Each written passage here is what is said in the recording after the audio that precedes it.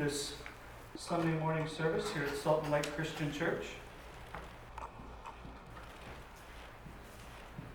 The story that I'm telling you this morning is about the hymn, "My Faith Has Found a Resting Place." This song was published in 1891 by a woman named Laddie H. Edmonds. However, for years, no one knew that she was the author because she published this song under a pseudonym, which was quite common for the time because many publishers didn't like having a bunch of hymns by the same author. They like to have different names to make it look more diverse, and so they encouraged the authors to use pseudonyms. Unfortunately, little else is known about her. However, we do know about the man who,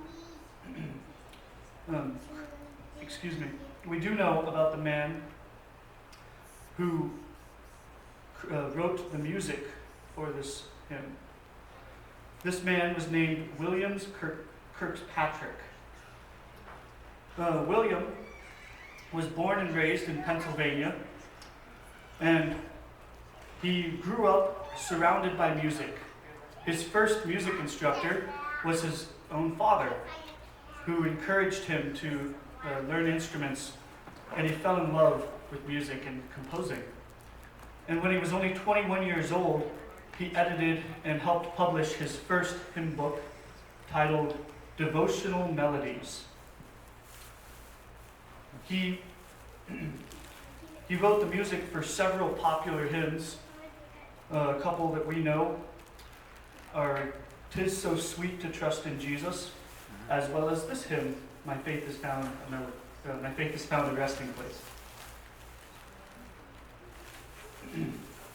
Towards the end of his life, he was in his house working on a poem late at night when his wife woke up and realized that he wasn't in bed and saw the light coming from his study.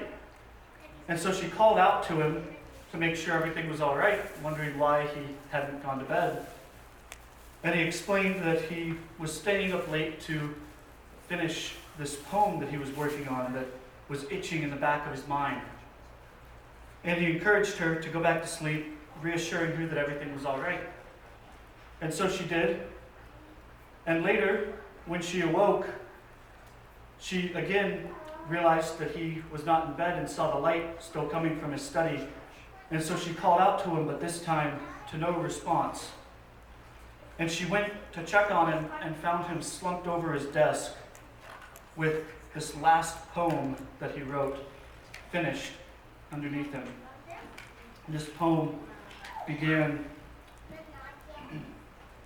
like thus. It said,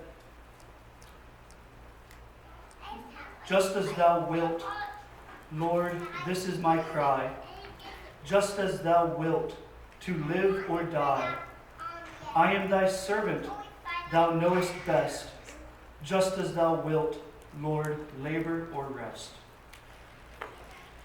And so, from this poem, as well as the lyrics to many of his hymns, especially this one, we can see that these people, this man and this woman that God used to write this hymn, truly understood the glory of who Christ is, as well as the beauty of his sacrifice and his gift of salvation. So thank you. Let's bring music.